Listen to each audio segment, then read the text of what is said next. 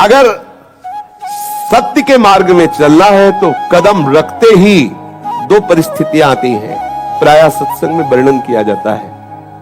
या तो इतनी अनुकूलता माया फेंक देगी कि आपका मार्ग रुक जाए, या प्रतिकूलता फेंक देगी। आपको किसी भी स्थिति में भयभीत नहीं होना, कदम आगे बढ़ाते रहो, ये सब प्रतिकूलताएं अनुकूलता के रूप में बदल जाएंगी। परमार्थ के पथिक का हर सूल फूल बन जाता है। हमारा निश्चय दृढ़ हो, हमारी भावना दृढ़ हो, उसमें हिलना नहीं। अच्छा, एक बात और, जैसे हम सत्य मार्ग में चल रहे हैं, तो आप ये तो जानते हो सत्य मार्ग सत्य का मार्ग है, उसका परिणाम अमंगल कैसे हो सकता है? मंगल भवन प्रभु का नाम जपने वाला, मंगल भवन प्रभु के मार्ग में चलने वाले का अमंगल कैसे हो सकता है? भूल करके नहीं हो सकता।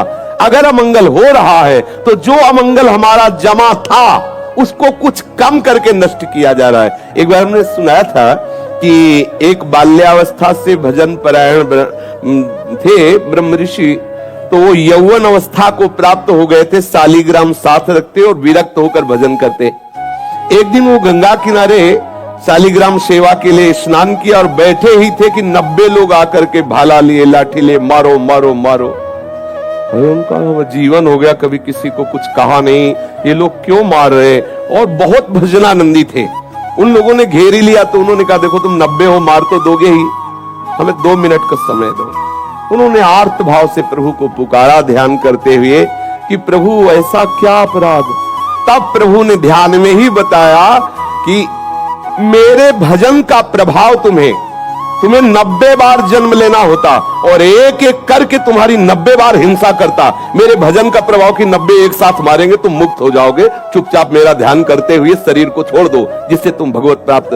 तो भगवान की शरण में आने पर, भजन करने पर हमारा बहुत बड़ा अपराध छोटे में कट जाता है। तो जैसे परमार्थ में शुरू हुए तो आपके अंदर एकदम प्रतिकूलता आनी शुरू हुई, बाहर से प्रतिकूलता आनी शुरू हुई, तो घबराने की जरूरत नहीं, सफाई शुरू हो गई।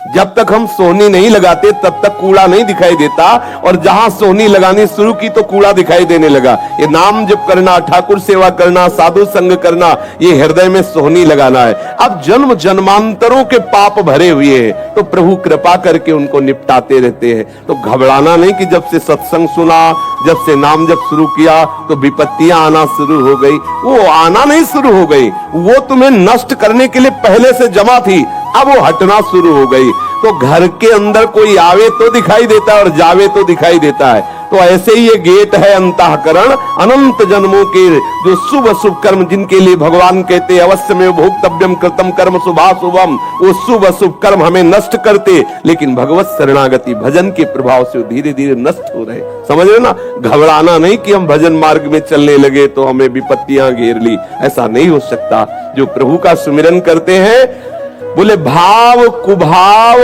अनख आलसहु, नाम जपत मंगल दिशि दशहु। लाभस्ते साम जयस्ते साम, उसी का लाभ है, उसी की जय है जो भगवान नाम जप करता है। कौन ऐसा है भगवान नाम जापक को परास्त कर सके? इसलिए मुझे लगता है कि इस मन की चाल पर, इस माया की चाल पर आप हार मत जाना। अगर हार गए तो परमार्थ से भ्रष्ट कर देगी, हाथ नहीं लगेगा कुछ। समझ रहे?